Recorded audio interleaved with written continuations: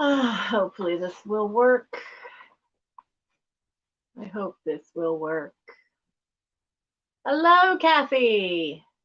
Hello, hello.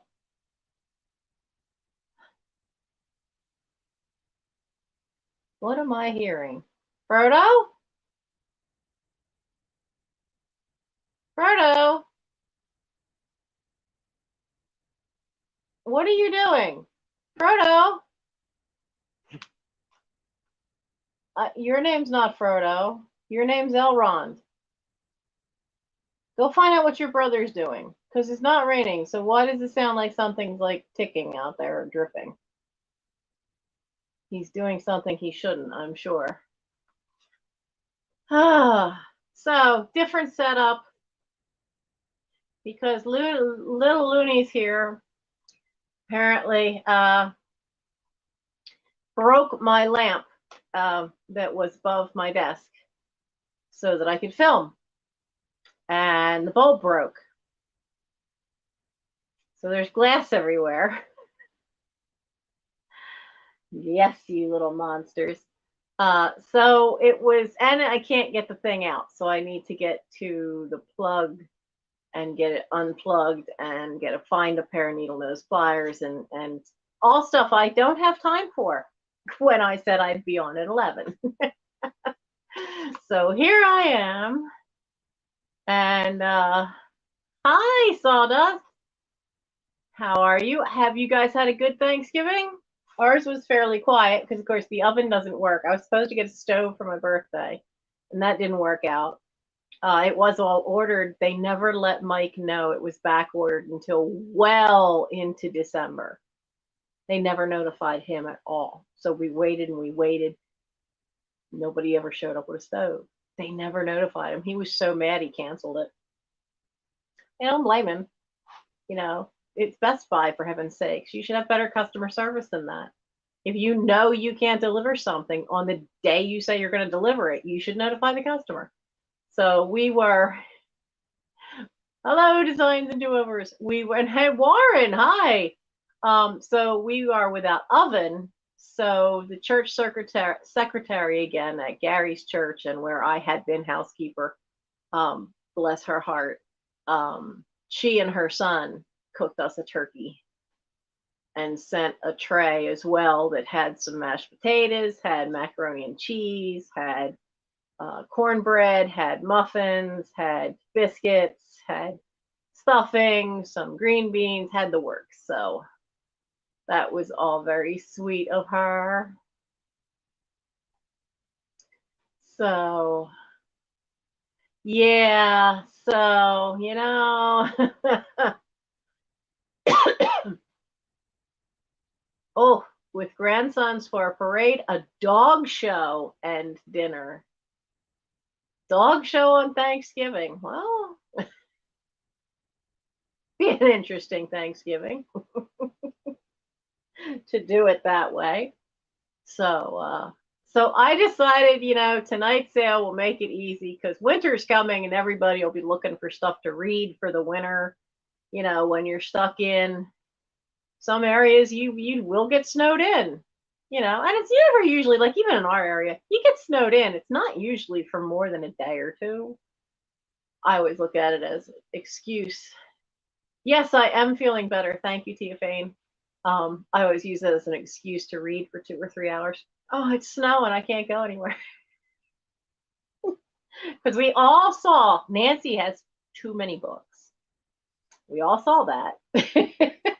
And what you saw was a drop in not a bucket. It was a drop in a giant lake for the amount of books I have. Oh, okay. Yeah, the one that's one of the fancy dog shows. Why did this turn off? Now I have my. Did it turn on? Can I see the chat up there? What did I do? I broke it. Oh, no, there we go. Can I see channel like Can I? Okay. So if it's on the TV, I can't see the live chat. No, I can't. It says I can, but it lies. No! Are you proud of yourself, Frodo?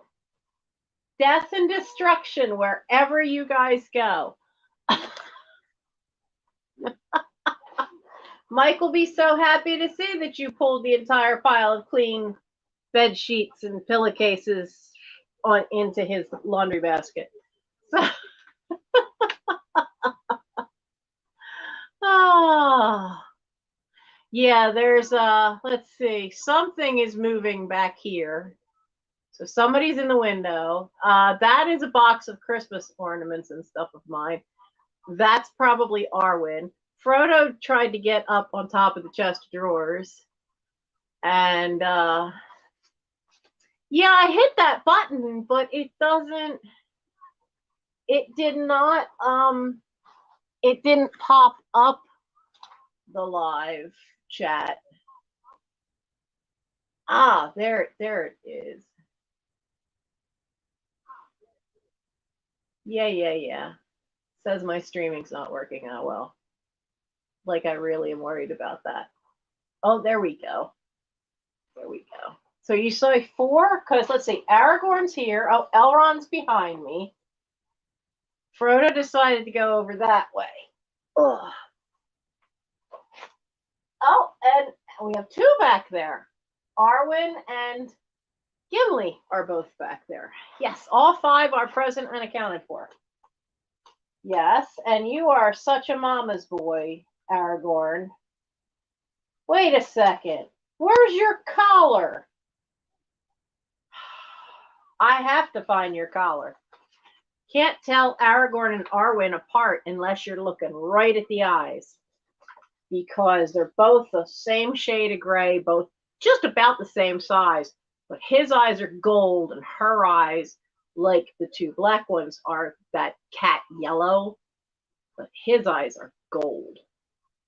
Yes, you.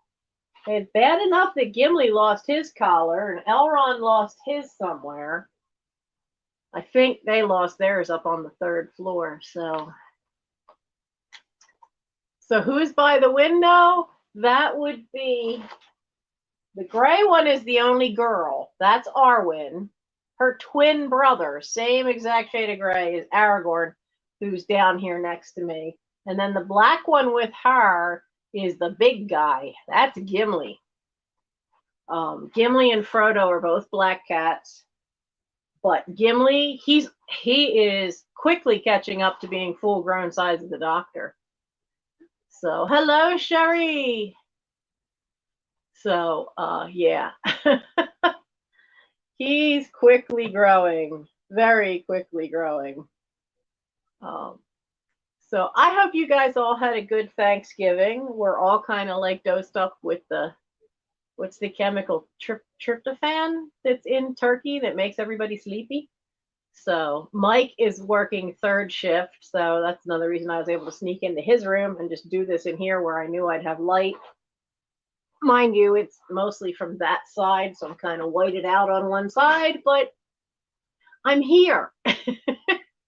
I'm here. No, that's not Frodo. Back there, the black one back there, that's Gimli. Frodo is over here on top of a box, staring at me. But why? It's not my fault all that you knocked all that laundry off the top of the chest of drawers. Frodo likes to sleep up where it's high, and so he prefers to get up there.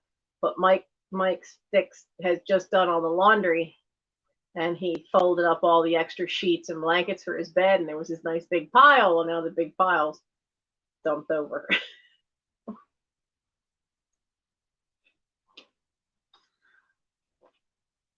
There's a lot of Doctor Who YouTube channels. So I'm still working my way through trying to binge watch all the seasons of Doctor Who before HBO Max goes away, because my son got it for my birthday. So I still, who's up on the blue plastic bookcase? This thing? This is a gray metal shoe rack. That's a shoe. Usually there is a cat up here. Got little ears behind me. They're not old books per se. I haven't had a chance to go through to research the old books. I also went looking through 2 other boxes of books, and I didn't get very far because there were 2 boxes of books that were in the kitchen doorway, and oh, it probably might have been this one bouncing around behind me, Kathy. This is Elron, the one that looks like a Siamese. That's directly, there he is. It's directly behind me. He's the one. He's Elrond. And he likes to jump up there, or Frodo. Either one of them are usually up on that shoe rack. Oh, that was black. Well, maybe he was up there before he decided to go over there. Because a lot of times Frodo's on the shoe rack. But anyway, the 2 boxes of books, the other books that I tried to go through, I started opening up, and I'm going, oh, this is signed. Oh, this is signed. I thought I had put on eBay all the signed books. No, I found 2 more boxes of books that are signed editions that I'm going to need to get them up on eBay. Yeah. Yesterday was supposed to be my day to pack an invoice and eBay, and other crap happened. We ended up bathing some cats yesterday. Gimli got out without his harness and decided to have the zoomies back and forth. That's fine, until he decided to zoom too far that way, go through the fence, and go zooming in the ivy, which the neighbor also has poison ivy. I'm allergic to regular ivy. If he goes in the ivy, he's got to have a bath, because if I then try handling him, there is a chance I would get blisters. Now, add to that the fact that there's poison ivy on the other side of the fence. He was not happy, but he got a bath, especially when you have to wash them in to get rid of the oil. And it sounds counterintuitive, but to get rid of the oil from poison ivy, you must use cold water, because hot water, the oil will float on top. And then as the water drains out, it just resettles on everything. You have to use cold water, and then that oil will actually start the compounds, and it'll break up and it'll all rinse away. So he doesn't like a bath, but he had to have a bath. So I'm washing him. I get him all washed. And Mike's there with a big towel, takes his cat, telling him what a good boy he is. Next thing I know, I haven't emptied the sink yet, and now I have Elron standing in all the water that may or may not have poison ivy in it. Well, that guaranteed that now he was going to get a bath as well.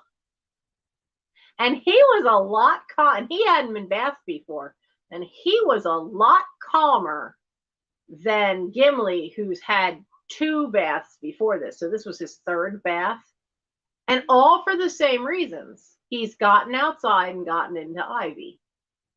So yeah, it was interesting. And of course, then you don't want to just let a wet cat go. So we each ended up with wet cat in here, holding them in towels, trying to comb them, trying to dry them off, and briefly tried a hair dryer, but the noise just completely freaked them both out. So waiting for a cat to dry off, that was about 2.5 hours.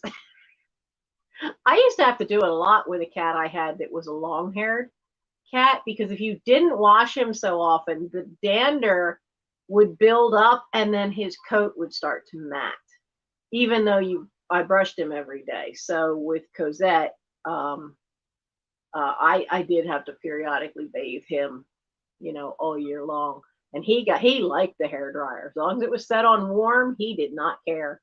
It got him dry faster and it was warm. So he had no problem with it. He had no problem being vacuumed either. He thought it was great. But these guys, yeah. Scares the daylights out of them. Yeah, with this many in the house, honestly, giving them a rinse off would probably help all of our allergies. I mean, I know for me, I'm not allergic to cats per se, but if they lay on my pillow, I get all stuffed up. So with 5 of them, 6 when you count the doctor, that's a lot of cat. So, I mean, I sweep the kitchen every day. Everything's getting. What is this about putting a hoodie over the ears to blow dry? Oh, I wonder if that would help calm them down too for a bath. I mean, not that Elron was a problem, but Gimli, this is going to be a continuous thing. I can guarantee it. So, so let's see what we've got, because since I had to quickly change the venue, oh, you gotta be careful about bending down there.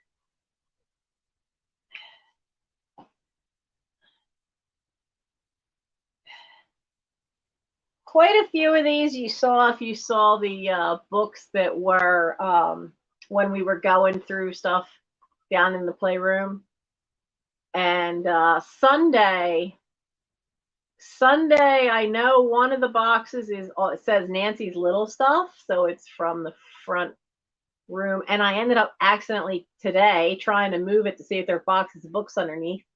I ended up ripping one of the boxes. The cardboard sides just ripped. So the one box that has some fabric in it, I'm going to have to find something else to put that in, because the box itself is now shot. But the next 2 boxes underneath were all fabric.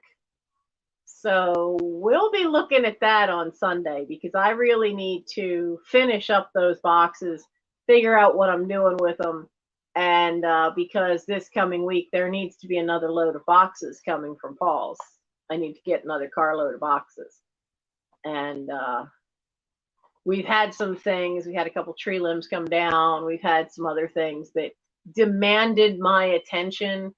You know how I've said in the past, this is me juggling 6 or 7 balls in the air every day, all the time.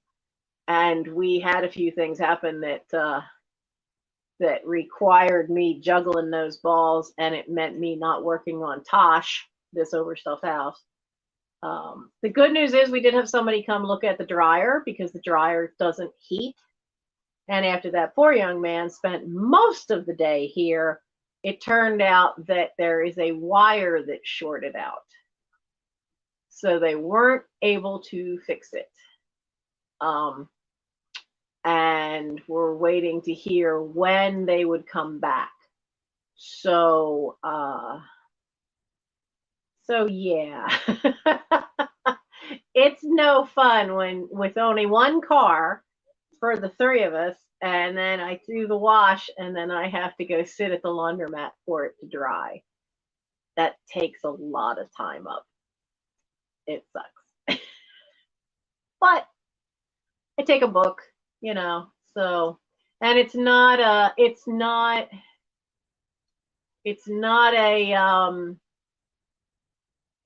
going to be a permanent solution. We know Mike's getting it fixed.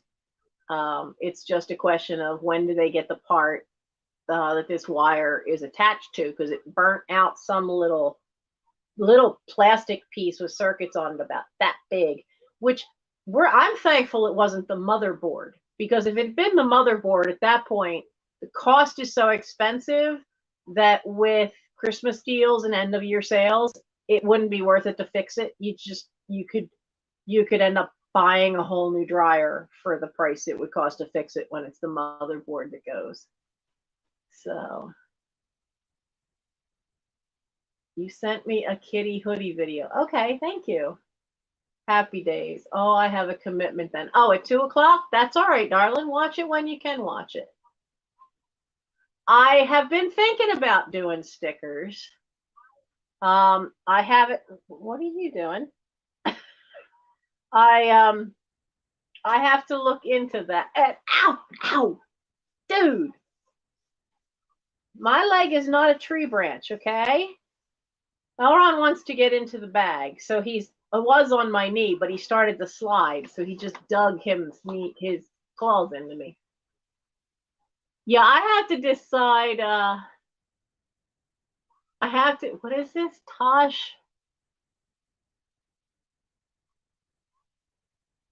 Tosh morning? Oh, morning owl. Oh, hell no, I am not a morning owl. Oh, wait a minute. So you use the morning owl, and it says it on the chat, morning owl, because in the chat on StreamYard, it doesn't show the emoji. Oh, that's cool. That's the first time I've seen them, other than when I picked them. So if you are a member of the channel for the $1.99 a month, you get to use these special little emojis, and I picked out little night owl emojis. One is a morning owl, one is the OCD owl. I forget what the others are. And then if you get the $4.99 a month subscription for a member, that's the fairy realm, because I thought it might give me emojis just for the fairy realm. Well, it doesn't give me more slots. You only get so many slots for emojis until you get so many more memberships. So I have fairies saved for when I can have fairy emojis. But for fairy realm, you get special videos that you don't see here that are more up close of some things. There's one of those up so far, but you'll also get 24 hours advance of, like Trisha does on Sanionato. You'll get any drop sales, you will get them the day ahead. You get 24 hours viewing first of any drop sales before they go live to everybody else. So but I've been thinking about getting stickers, and I have to decide. Like, I'd like to get a sticker that's got Tosh and then has the image of the house, but I'd also like to get a sticker that's night owls, you know, for the late night stuff. Are you just gonna hang out in the bag now, sir? You just gonna hang out in there?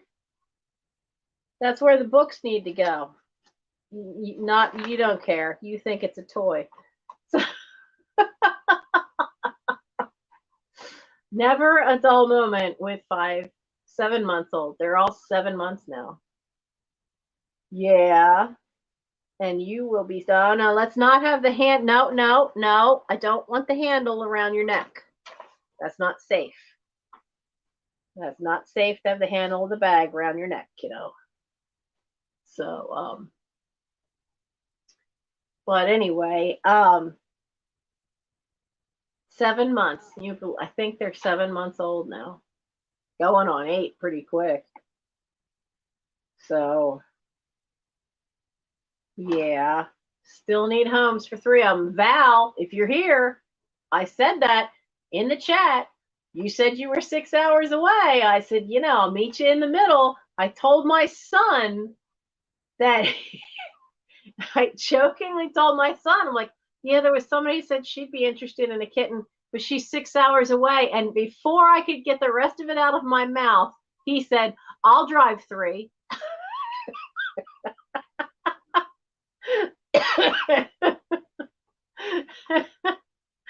So, yeah. Yeah, you guys are too many for this house. You make everything take too much time. especially if it means anything, or the front door is open or the basement door is open. Yeah, even this gonna be fun. You can't be on my knee. Not if I'm gonna sell books. So tonight, um, it's a book sale. Most of them are more contemporary. There's a couple of classics here. Some of them I know I picked up because they were on college reading lists. If you didn't see the, all right, all right, all right, come on up, go. If you didn't see about why I had so many books, I spent 5 years in Christian schools, Southern Baptist run Christian schools. So you were limited to what you were allowed to read. So one of the things was absolutely no Shakespeare, which made college lit interesting, because it was the first time I'd ever read any Shakespeare. But I realized then that there was a serious gap, several gaps in my knowledge base. I didn't like that. So I had gotten this great book. It's still in print, and it's college reading lists from the top 100 colleges. So there, I was picking up a lot of classics to read, and I've read quite a few of them. But I was working my way through this book and all these different lists. And there's some things have the same thing on it. So I know I have Dorothy Allison's book, Bastard Out of Carolina, tonight. I have the book, All the King's Men. Those are both classics that were on lists of college reading, recommended reading for incoming, that all incoming freshmen should be aware of. And then some professors in that book actually just sent their syllabus of what they would read for all 4 years of college, which was kind of cool because some of them were really kind of in-depth, difficult, contemporary things to read, and others were old classics. Some were really old, like Homer, the Iliad, the Odyssey, Plato, Socrates, Herodotus. I think I said that right. So, and I did. I even read those. I went back and read the Trial of Socrates. I read Plato's stuff, and actually read some stuff of Da Vinci's. So it was quite, I'm hella trivia, man. I have picked up a lot of interesting tidbits of knowledge over the way. But I'm to the point now where I know I can't read everything that I've got here. So we were going through the boxes of books. There were some old vintage ones. A couple of those are going to make their way onto eBay. Some of them are going to be in future live sale. I will do all vintage books, so they'll probably be all books prior to 1940. And so we'll when I have enough of them to do that, we'll have a sale that's just vintage. But with winter coming, I thought, a nice chance to read things. You might want something to read for when the weather gets bad. So it's quite an eclectic mix here. We've got everything from the first one that's going to be a murder mystery to, there is one history book, which is on Queen Victoria and her time period, which was a massive time period because it covers like 80 years and three distinct fashion changes for women. So every book is $5. That does not include shipping. And if you're new to the channel and haven't bought from me before, my email address is right there in the corner. I don't have any kids' books tonight. The boxes we opened didn't really have much in kids' books. Oh, you got the trivia card and the cat sticker. Well, that's good. You got your box. That's good. I do think at some point there's got to be at least 2 boxes that are gonna be nothing but kids' books. There's got to be. But where? I couldn't tell you. I couldn't tell you. So, I guess we'll do, I usually do numbers. How many books do I have? Oh, I don't have 24, so we could do letters tonight. But the first one I have, now, I've read a couple of hers. This one is Carolyn G. Hart, The Mint Julep Murder. Now I've read her stuff before. I think her stuff is wonderfully funny.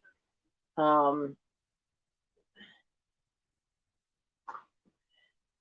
think her most known is probably Death on Demand, is probably the most known one, simply because it's also the name of the bookstore within this little world she has created, the Death on Demand bookstore. So, because the owner ends up always somehow involved in these murders. This one is, as usual, the action unfolds at a book fair on a vacation island paradise where publicity drunk writers publish and perish Southern style with mint julep murder. So, having spent time 8 years working in a bookstore, and then having been to those book fairs for booksellers, I could see why I held on to this one.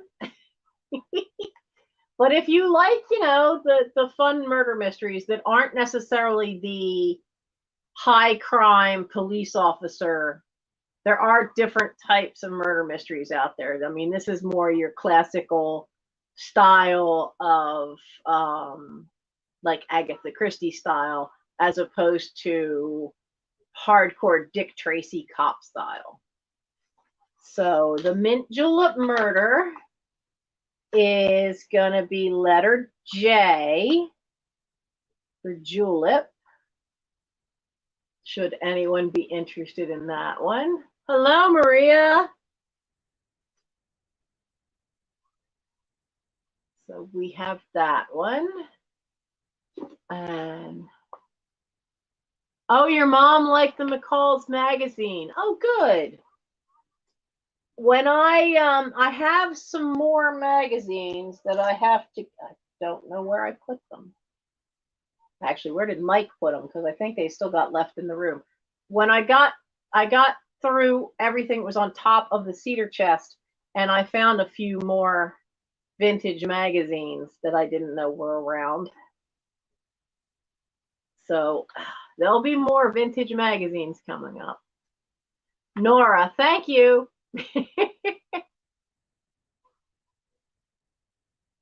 Good night, Sawdust. I'll learn your name eventually. My Boy Scouts tease me because it takes me like forever to learn their names.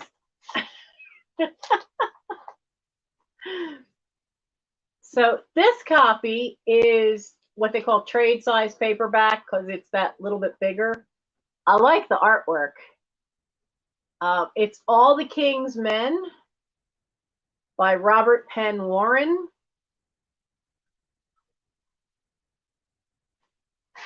Which this particular copy,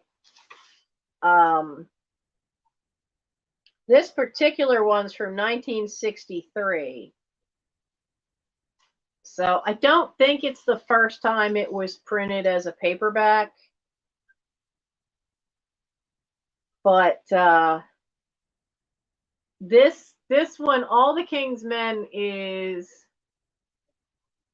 hi Randy, is based on the career of Huey Long, who was kind of an obnoxious jerk in Louisiana politics during the Depression. And it did win a Pulitzer Prize in 1947. It's also become it was a successful play. It also became an Academy Award-winning movie. So it's in good shape. There's no loose pages. But there is a spot where you can see here just a little separation. The glue on the spine is wonky. Like there's no loose pages there and the binding's still tight, but it's like when they glued it, they didn't press it to make sure the spine stayed flat. So it's a little wonky. So we have all the king's men, and that would be letter K. Oh, darling Maria. I know how bad that can be. Did they have to regrind any bones to reshape them? Because I had that. We didn't know it. My foot, okay, so the top of my foot always had this funny little bump. And it shouldn't have. So apparently I broke it at some point as a kid, and it was a compound fracture, and all that arch, all this filled in with bone, but it pulled this away from the other end of the joint. So stuff wore as thin as an eggshell, and it fractured. So they had to regrind 8 bones to get my foot to be like that. And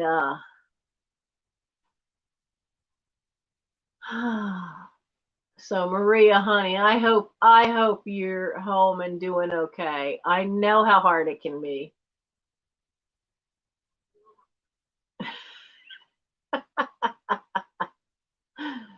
I see that, Randy. Yeah, it's bad because you have to if they have to regrind bones, you have to stay off your feet. You cannot put any pressure at all on that foot for 6 to 8 weeks. Mine was 8, and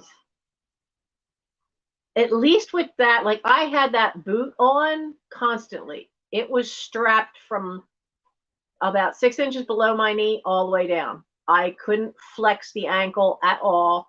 I had to keep the foot immobilized. But I could do leg lifts and stuff. And as long as the ankle didn't move and the foot stayed at the right angle, I was fine. That was fine. And I healed. But they don't warn you, you lose so much of the layers. There's 3 layers of muscles in the bottom of your feet. And you start losing that muscle mass so that when you first try walking again, your feet get so sore and it hurts so much just standing on it because there's no muscle cushioning left. So it does take time. So Maria, be careful of that and take your time and feel better. It's no fun. Mine was an emergency too, and it's absolutely no fun because we found out about mine. I kept having pain in my foot, and then it stress fractured badly, and it ended up being an emergency. And it's no fun.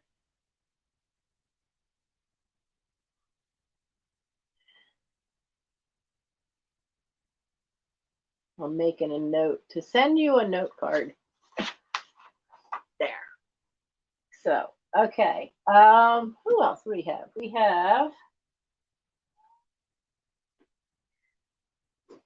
We have True Women, which is takes place in Texas.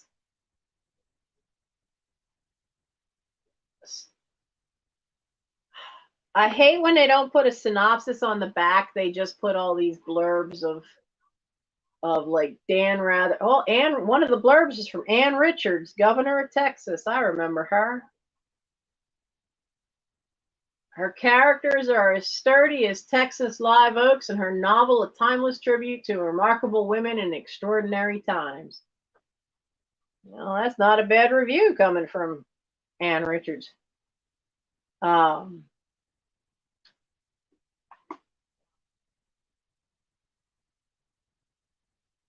So, judging from what I'm looking at here, it takes place in Texas at the time of the Civil War. I'm looking for times of dates, but nothing gives it.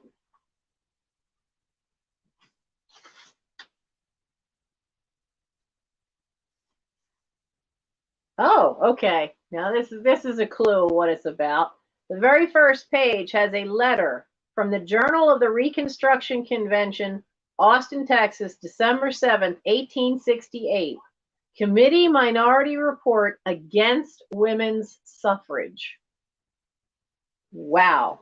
So part of it is about, not only about the aftermath of the Civil War, but it's about women trying to get their voices heard.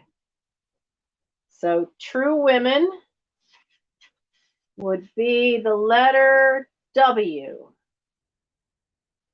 Just $5, the letter W. You want to have something to read. Oh, I loved Ann Richards. She took her and Molly Evans, the newspaper, the news reporter, the journalist. Those two took they took no prisoners. They were great fun to listen to talk and interviews and read stuff they wrote. They were definitely good, strong-minded, intelligent women. Another one I have is Ruin Creek by David Payne.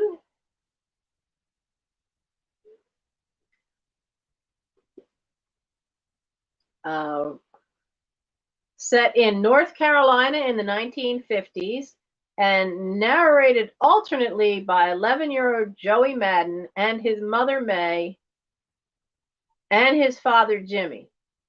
So it's the moving struggle of the families to struggle to keep their dreams and hopes for a happy family life alive.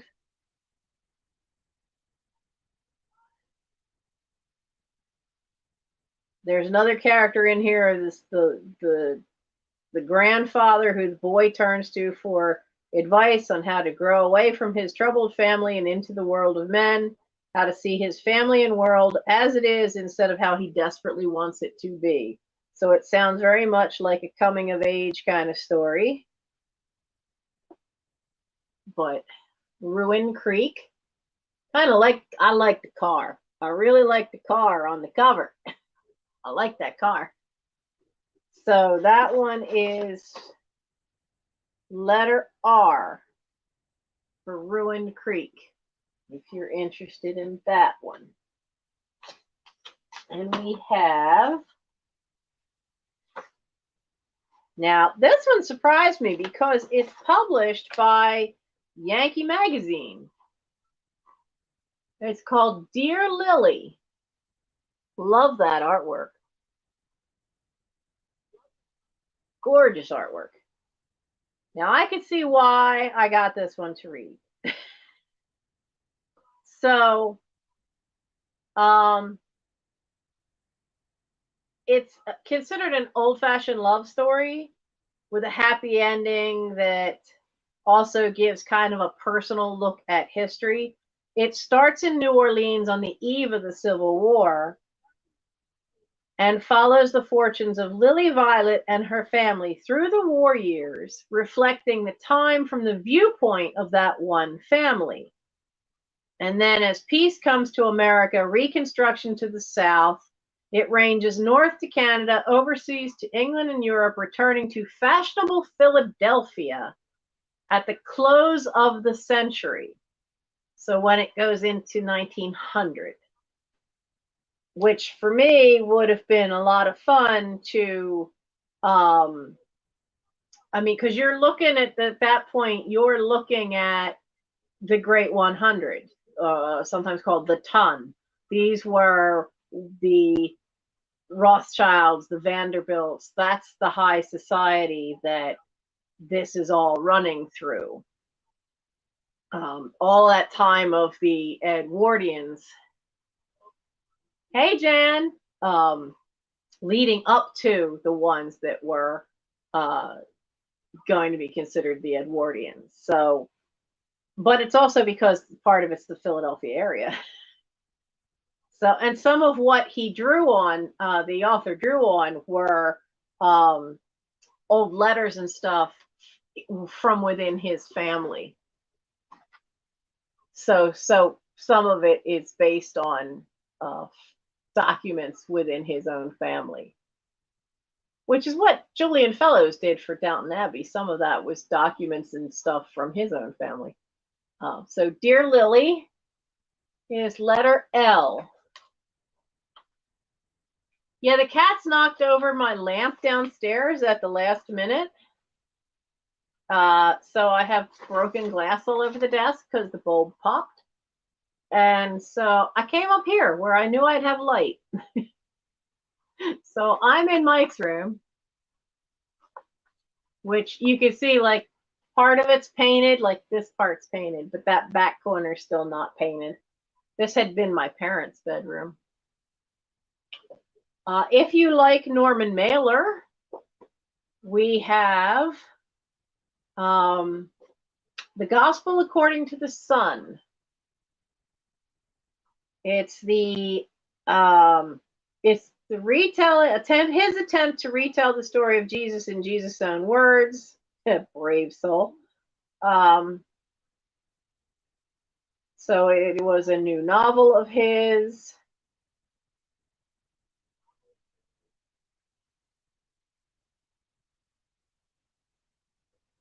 And this one is from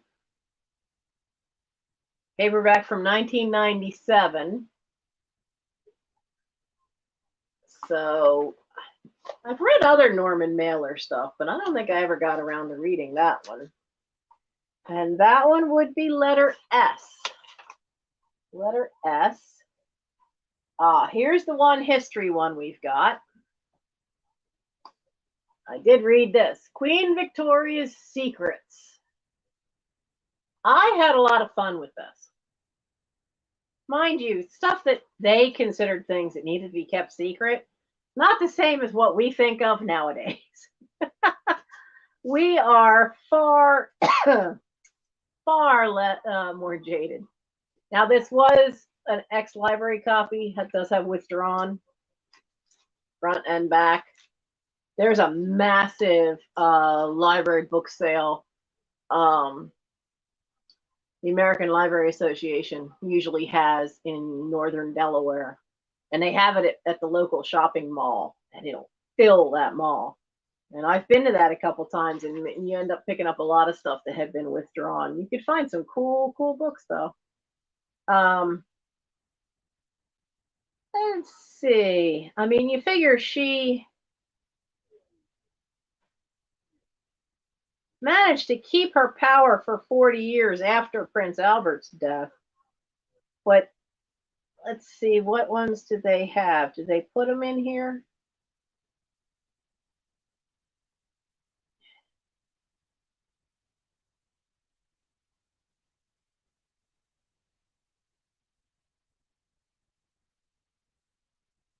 Well, yeah. One of the things this guy looks at, this Adrian Munich,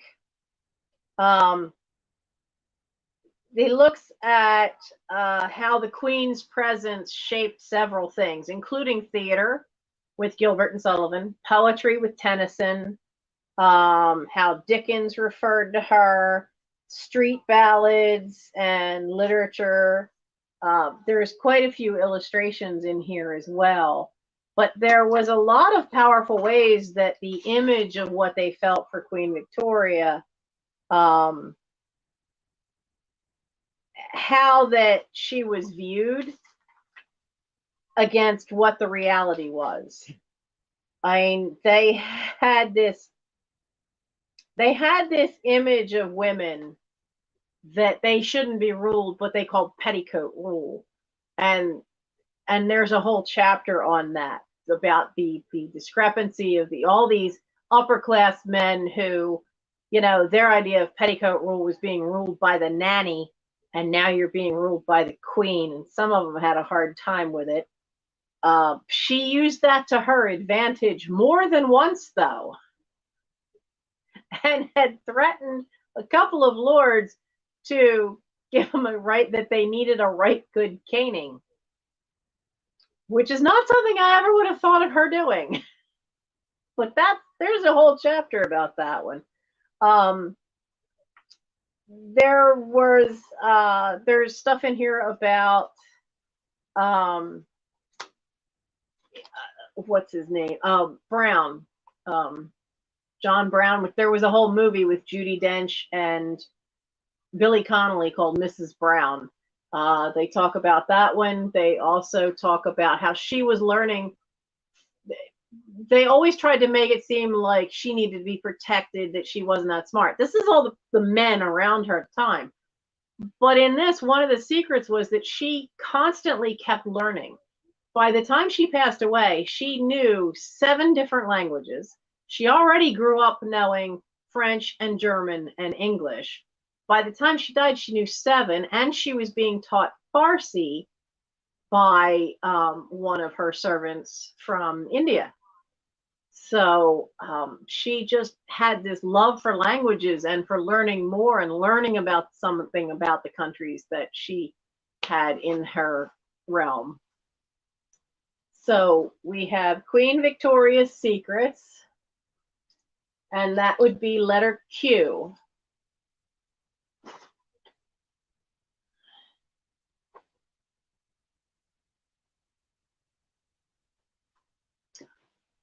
Jen, I've not read all of these.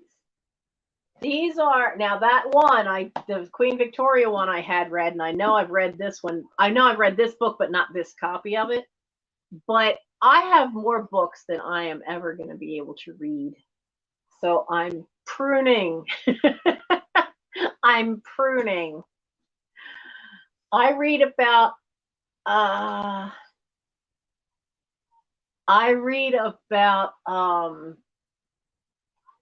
60 books a year now. I used to read 106 a year. Now, if I'm lucky, I read 50 or 60. And I see Designs and Do-Over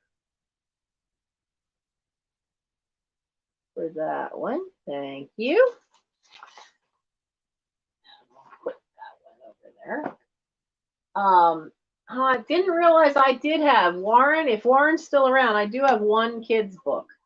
It's still got the original plastic, clear plastic dust jacket. And that is the dust jacket, because it's actually got on the back down here, it has the ISBN number, the ISBN, which is International Standard Book Number, and it has Grosset and Dunlap and their code number printed in gold on the plastic. But it's a copy of Little Men. That's the actual cover of the book. And the picture goes all the way around. Looks great. Little Men was the sequel to Little Women. Little Women is a trilogy. The third one is Joe's Boys. This is this particular edition was originally from 1947. This is the 1983 printing that they released it as a gift book, as an illustrated junior library from Grosset and Dunlap.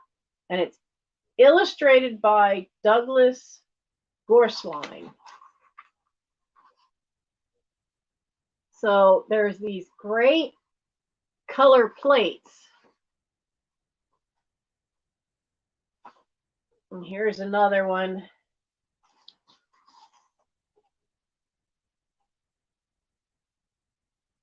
So there's wonderful color plates in this, as well as black and white illustrations scattered throughout. Where's another color plate? There's another one. Oh, slide back down there. Starting to slide up.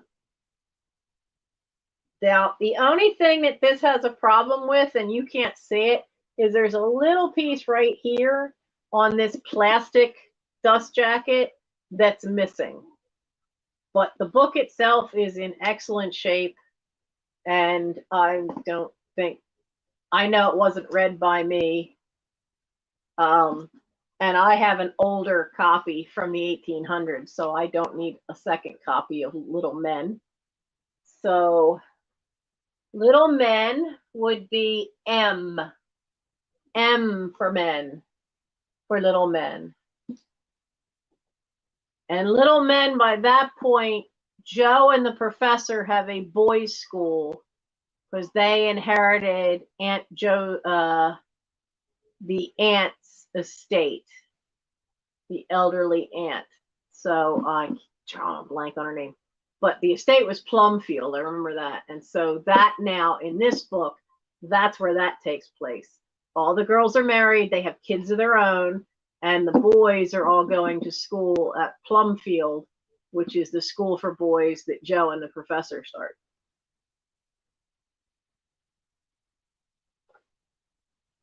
Okay.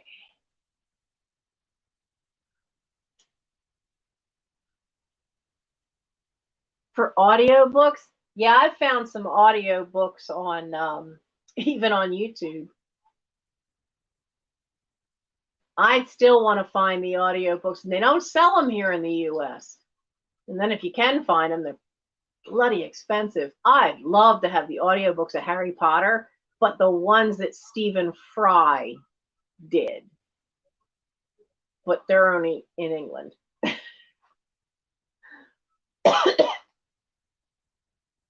That's all right. I found other books with Stephen Fry on YouTube that I have a whole audiobook file of. Okay. This one is on so many school reading lists. I don't know necessarily about in high school, but it's definitely on a lot of college reading lists. And it is Bastard Out of Carolina by Dorothy Allison. From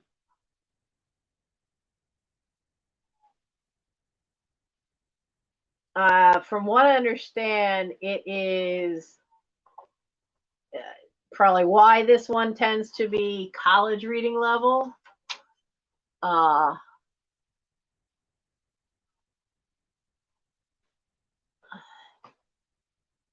see little fingers up to what? I got the Q and stiff collars. I'm not sure what he's talking about, except for maybe the pictures. I don't know. I don't really remember what this one is about. I got it simply because it would have been one of the books on those reading lists, and the back isn't telling me diddly. For anyone who has ever felt the contempt of a self-righteous world, this book will resonate within you like a gospel choir. For anyone who hasn't, this book will be an education. Now, that was the review by Barbara Kingsolver, who I know is another, well, at the time, well-known author.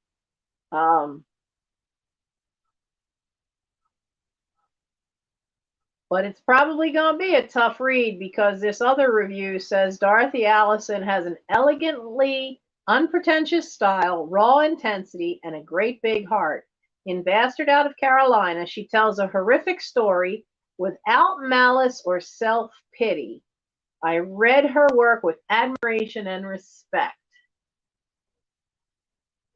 The last time I heard anybody refer to something as telling a horrific story without malice or self-pity, it was about The Color Purple.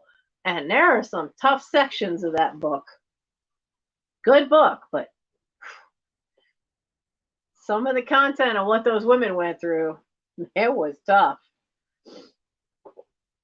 So what are we going to make this? What letter have we not done? So we will use letter C for Carolina. Letter C. I'm sliding off the couch.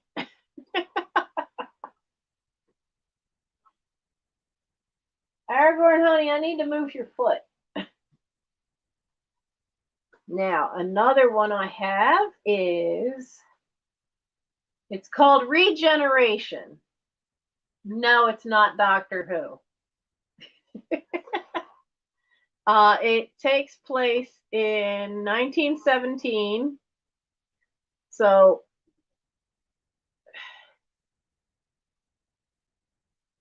interesting. So the character in it is a noted poet, decorated war hero. He publicly refuses to continue serving as a British officer. In his war, it's because it's senseless slaughter, which, yeah, it is. So he was classified mentally unsound and sent to a war hospital where they basically set about trying to restore his sanity, but so they could just basically send him back to the trenches. So, and it's written by a woman named Pat Barker.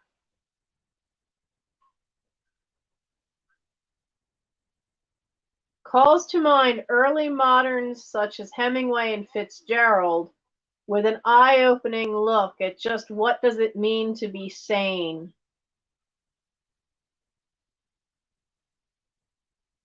In an unsane, what does it mean to be sane in an insane moment of time? Sounds intriguing. So let's see, we already did our show. It's Pat Barker. So regeneration will be letter P for Pat. Letter P. I'm still tempted to read that one. Like I don't have enough to read.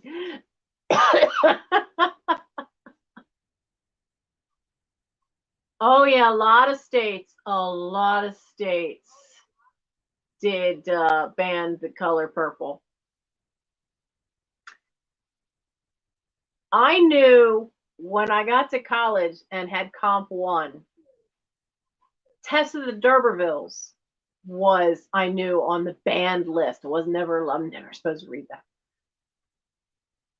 And when they did it to us a freshman year of college, the professor said, okay, so how many of you caught where she was attacked? And I figured it out because I'd grown up reading older literature. Because, you know, the books that were in the house at my great grandparents' house, I mean, they were things like The Three Musketeers, Swiss Family Robinson, Little Women. The style of writing is very different, and words extremely matter. And also implications mattered. They didn't hit, like nowadays, they would just say something happened. And everybody in that class, I'm the only one that put up my hand. There are 28 of us. I'm the only one that figured it out as to how she suddenly had a baby, you know, later in the story. And they're like, and I'm thinking, you guys are younger than me only because I figure out my own way to get to college. So I'm starting classes and I'm 20 already, my freshman year. And like, how are you guys not figuring this out? Did you think the baby just like dropped by a stork? So but yeah, nowadays they're much more graphic, but color purple is on that. Tessa the D'Urbervilles was at my Christian school on their reading list, but then so was Hamlet. Hamlet, Romeo and Juliet, basically pick a Shakespeare play, and I wasn't allowed to read any of them. Yet I could read Pilgrim's Progress, which is a guy sloughing through hell. So it was interesting. Now, I have a book by the same person who wrote The Lilies of the Field, which I know became a famous movie with Sidney Poitier. This is The Wine and the Music, a novel about a priest who falls in love. So this is another William Barrett book. This is from 1968. Still has the original dust jacket to it. And if you know the movie, in the movie Lilies of the Field, the movie is a big chunks of the dialogue are directly from the book. They did an excellent job. They didn't completely rewrite the whole story as sometimes would happen in Hollywood. They really were quite true to the original book. Um, so this is another one by the same author of The Lilies of the Field. This is The Wine and the Music, and by William E. Barrett. And this one, what letter are we going to make this one? Well, this one will be letter B for Barrett. We'll make that one letter B. And we did look this one up when we found it. Got a nice cover, but it's a Lindbergh book by Anne Morrow Lindbergh. And it's not one that you often hear about. It's North to the Orient. Now, this is the one we found where it's missing part of the map, but the map of the route of the plane is in there. It's just missing the front end paper page for some reason. So the maps were by Charles Lindbergh, but this is about her flight. And there's her plane. This is about her flying north to the Orient. So it's quite, it's what, 1931 was when she did that flight. So if you're interested in women and adventure of actual women. Oh, I did get you for that darned cat. And then forgot to put it in the thing. It's all in an envelope, all set. I was going to email you, and I didn't get a chance to email you, that if you wanted me to start a box for you, or did you want it sent now? Now that I know it's a Christmas present, I will get you the invoice first thing tomorrow. I will write it down. That darned cat.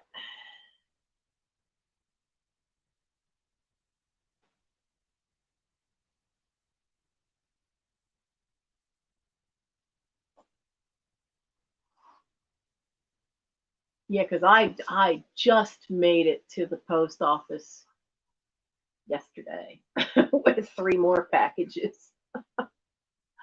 Oh, don't worry, Nora. I'll take care of you. So north to the Orient would be letter O. Letter O for north to the Orient.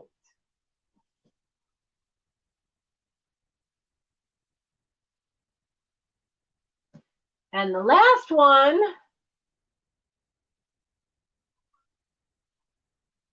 did they ever make this into a movie? Because this has been around forever. It just seems like it. It's by Willa Cather, and it's My Antonia. Trade size paperback. And this thing, I know this title has been around forever. Oh, yeah, really. First published in 1918? American Prairie Culture, based on Willa Cather's own life against Nebraska's panoramic landscape. She recreates the life of an immigrant girl who becomes, in the memories of narrator Jim Burden, the ideal of strong and resourceful womanhood. Alternating between realistic and lyric modes, Cather integrates evocative descriptions of the Western prairie, harsh criticism of small-town smugness, and the intriguing transformations of memory-seeking artistic embodiment. Well, there's a mouthful. Episodes of tragedy and loss reveal a central theme as her characters struggle to balance their desires with the demands made on them by society and family. But I know, yeah, I know this one's been around for a long time. My Antonia. I didn't know it was 1918 that it was that old, but I knew it had been around a long while. And all I knew of it is that, other than being on a college reading list, is that it is one that very clearly gives an image of the early life out in the landscape in Nebraska among the American prairies. So my Antonia will be letter A for anyone who wanted that. Letter A. Yeah, I'm pretty sure it had been a movie. Not that I think I've seen it. Hi, Chrissy. So that's all the books I had in the bag, because I had quick shoved them all in a bag and brought them up. And if you're seeing this on the replay, you can put it in the comments if you saw a book that you wanted. Each book was only $5. And make sure that if you haven't bought from me before, make sure you use that email and email me your name, address, your PayPal email, and then I can invoice you for O. No, I got you for Q. Did you have it for O as well for the...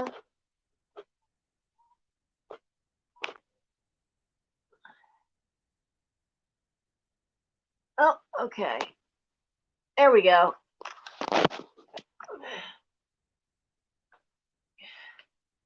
All right, so you want that one too.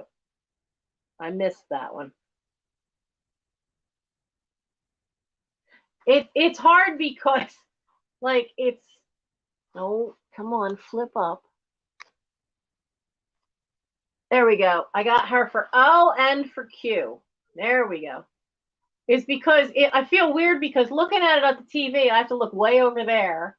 And then trying to read it on here, I have to tilt my head back so that I use the bifocal so I can read it. And I almost missed that. Thank you, guys. Okay, so I have designs and do-overs for the Queen Victoria's Secrets and for North to the Orient. So I have you for those two. Awesome. And so then I'll move that. So we still have my Antonia. We'll put that there. We have the Wine and the Music, Regeneration, Best Out of Carolina, the Little Men book, the Gospel According to the Sun, the Norman Mailer book, Dear Lily, the love story that takes place in the late 1800s into early 19s. We have Ruin Creek, True Women, which was the one, so it starts during Reconstruction. A copy of All the King's Men and the Mint Julep Murder, of the murder mystery that takes place at a book fair for booksellers.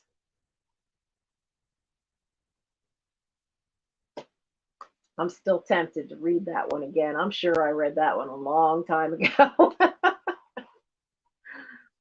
So I hope you guys had fun with that. I don't know who else is on tonight. Usually Steph and Helen are on one of their channels, if not on Steph Sells Stuff by the Seashore, or they're on Helen's channel, which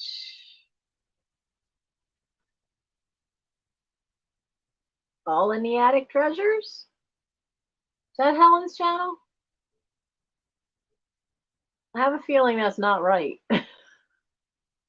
I don't remember. Oh, so I will be live again on Sunday at 2 p.m. Eastern Standard Time. and we'll get through those last boxes that are downstairs in the playroom. I know there's at least 2 more that are fabric and crafts, because I thought they might be books, so I popped the tape off of them to see what was in there. And then there is a box that's all little, just says Nancy's Little Stuff. And so it's all little odds and ends that were on shelves and stuff that were in the Black Hole Challenge room. So we'll see what's in there. I took a peek, but I didn't really do too much with it. I figured, well, you know what? Let's just do that one all together and have fun with it. And that should be, because we get through 3, maybe 4 boxes. And if we get through 3, that just leaves me 1 left, I think. Because I got to get through them and deal with whatever we pull out of them and figure out what's going to happen to it, where it's all going to go, because I've got to keep moving. There's a lot of stuff still over at Paul's. I've got to get it all over to here and get it squared away and out of there. I've only got, he's moving the end of January, so I have 60 days, more or less. I've got 60 days to get all that stuff, that big pile of stuff, out of Paul's warehouse and into this house and dealt with. So it's going to be an adventure, and you're on it with me. You're definitely on it with me. So I hope you all had a good Thanksgiving, and thank you for popping in and seeing me. I figured when I saw that I wasn't going to change it again, when I saw that my sale was going to fall on Thanksgiving, I was like, I'm not going to change it again. And I need to move the books along and decide what we're going to do. So if you are watching this on the replay, the book sale will be open until, well, let's make it easy, until next Thursday morning. We'll leave it up for 1 week, that if you see books that you wanted, put it in the comments or shoot me an email. And because there's so much stuff in this house, then whatever doesn't sell has to go. So I will then, oh yeah, honey, all of the house is full. All of the house is full. The only room that doesn't have stuff in it is the bathrooms, and Gary's room. There's stuff everywhere, because there were 3 big storage units, and then 2 other estates after Mom died, and yeah, it was a pretty full house. And then it became really stuffed when I had to move everything in here, from the other inheritances, and then when I got downsized out from the art museum and had to empty that big storage unit, then it all had to come here, which is why I don't have a living room anymore. But it's getting emptied. The sad part is that it just gets frustrating to me, because, and I'm sure anybody else that has had to deal with having too much stuff, or even having to help somebody else who's got too much stuff, is that you never really get a lot of time to just do one big area. And then people say, well, you should just take what you want to keep and put it away, and then get rid of the rest. And that's what we do. But the problem is there's no away. There's nowhere to actually store this stuff to put it that you want to keep, because every closet's full. Every room has boxes. There's no away, because it's all still full.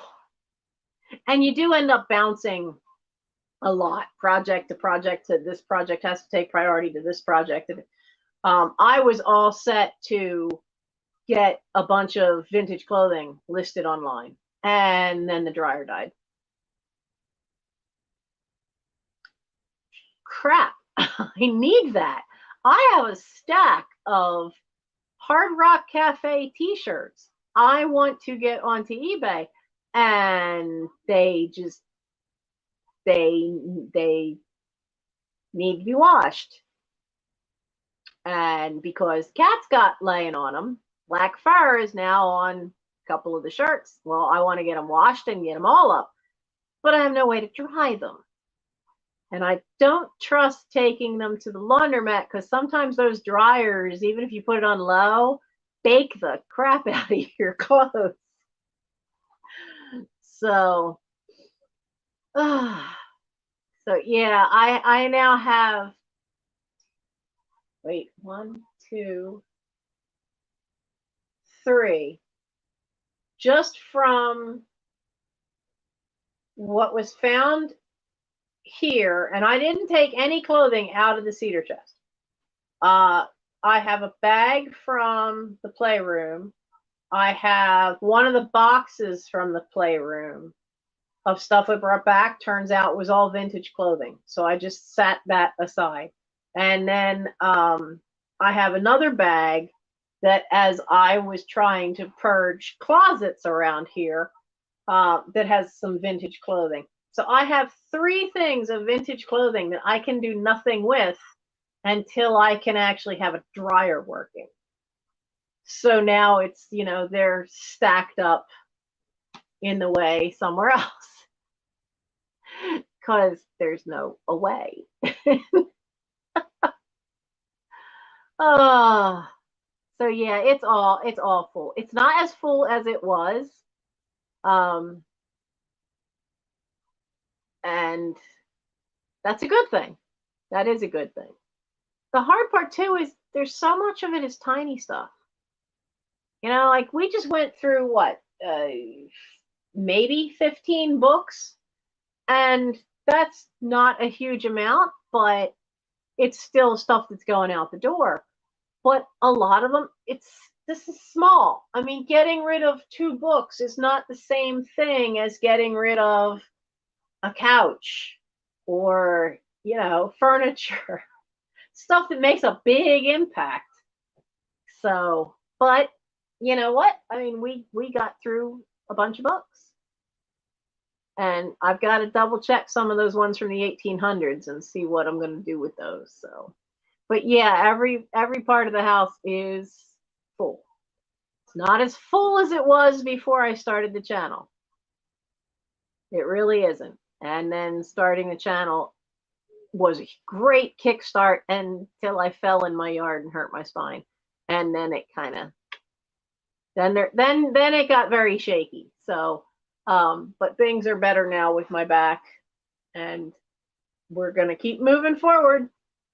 We're all going to move forward, whether it's just clearing off a shelf, whether it's just going through a drawer you haven't gone through in a long time. We've all got junk drawers. Cleaning out the top of the closet. I did that one year. My kids just laughed at me because at that point, my parents' king-size bed was still in here. I pulled out so many boxes of Christmas cards, get well cards, you name it, because she had gotten a bunch of them when, she had ones she used, my mom, but then there were ones that she'd inherited boxes of cards from her mother, and then some from a friend of hers. And so, being a Depression era child, she didn't want to throw them away. And she used a lot of get well cards with people she knew and thinking of you and all that. But then I had my own, plus there were boxes of them that I inherited that came with the books, the massive book inheritance. But I just trying to separate out Christmas and holidays. I covered a king-size bed with boxes and brown paper bags of note cards. All, good. I'm set for the rest of my life for stationery, I think. And I also cleared a lot out because there were a lot of Christmas cards that I gave away to the local nursing home that they could use them for either projects or so people could send their families Christmas cards. Um, so I cleared a bunch of them out all in one shot, but I still find more. So, but yeah, I try to keep in mind that I look at it as a treasure hunt because that mentality helps to think of it, even though some of it's my own stuff. Think of it as a treasure hunt. Yeah, stationery is selling for better money now. I mean, I've sold some off, and I used to work at a Hallmark store, so I've got boxes of stationery. I also collect fairies, and so I know I have some fairy stationery. So there isn't really a resale business in my area. There are a couple of auction houses, but the bigger ones only want bigger stuff. They don't want small stuff. But Paul, the Philly flipper, put me onto one that does do a lot of small stuff. So we're trying to start sorting out. Like I have some old glass bottles that aren't anything special, but to a glass bottle collector, they might be. So we're going to start just creating a small box of them, and then we can send that as a box lot and see what we can do when we get 5 or 6 box, because they'll do small amounts of stuff and they'll just come pick it up. So if we set up 5 or 6 box lots, then they'd come pick them up. So we'll see what we do.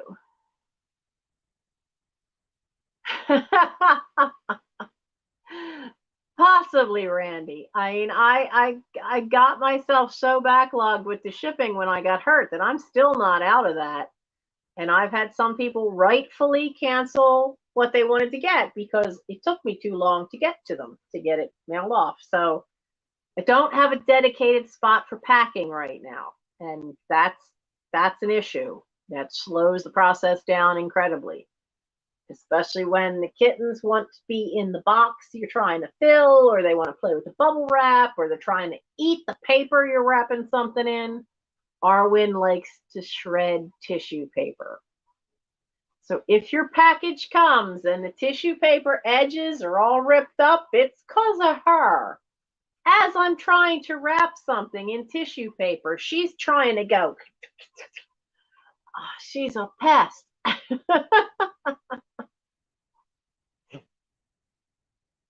Yeah, some furniture I've noticed because I watch Briggs Auction, is one of the higher ones near me, and all their stuff is online now.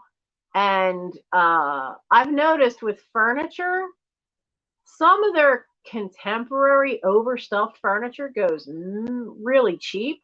But I've noticed that the well-built older wood furniture, the prices are starting to tick up.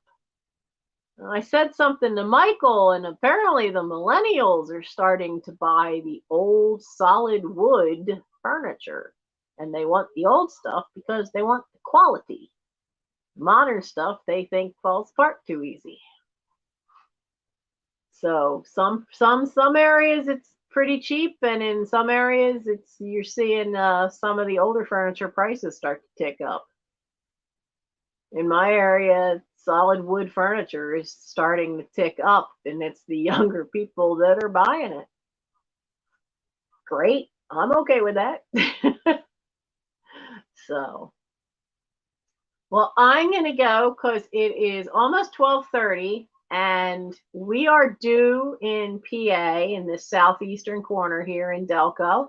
We are due to have rain tomorrow all day. And Mike will be home around 7:30 in the morning, but he'll go right to sleep because he's working third tonight. And then I think he's working second tomorrow, so which means it's a turnaround. So that means he's got to come home, go right to sleep because he's got to be up and back into work probably at 2 or 3 in the afternoon. So that means I've got to keep an eye out on these leaks and be awake. So I want to get to bed tonight. Check your listings and see. Yeah, so that's a big thing to put chalk paint on some of this stuff.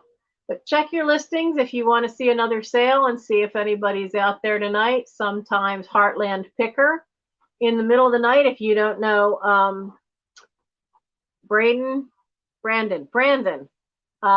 He's a young man who does a lot of really cool jewelry.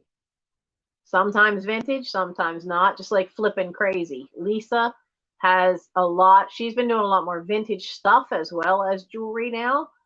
But Brandon Heartland Picker, his is sporadic because he's in college at the moment. He's been selling vintage jewelry he started learning it from his mom when he was like knee high to a grasshopper. This kid knows his jewelry, and he's trying hard not to let college interfere with his business, but it's difficult. So when he is on, it's often, late at night for me. So keep an eye out for Heartland Picker if you want to get some vintage jewelry. He will probably have sales coming up soon if he doesn't have any on tonight. Check his channel out periodically to see when he's got them if you're a night owl or on the West Coast, because his are always usually in the middle of the night, just because that's what his schedule works out for. And then Flippin' Crazy Lisa has sales all the time. So it's Flippin', not flipping. There's no G on the end of that. Flippin' Crazy. I'm not at my laptop, so I can't drop links in tonight. And Helen and Steph are probably on live right now. So you guys can, if you still looking for stuff to watch, they are probably on tonight. I hear movement. So I will see you guys on Sunday, 2 p.m. Eastern Standard Time. And we'll get through those last boxes and see what we've got down there. I don't quite have enough fabric for a fabric sale, but I'll bet after we go through those last couple boxes, I probably will. And I'll have to get everything measured and figure out prices. So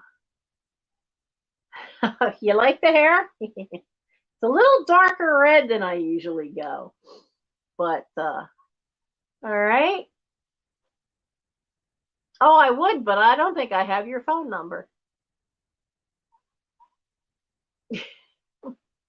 That reminds me, I should call Terry again. I haven't heard back from her. I'm getting worried. I've not heard back from that lady at all. So, all right, you guys have a good night, and I'll see you all on Sunday. And thank you for the thumbs up. Thank you for the memberships. Thank you for being here. Bye.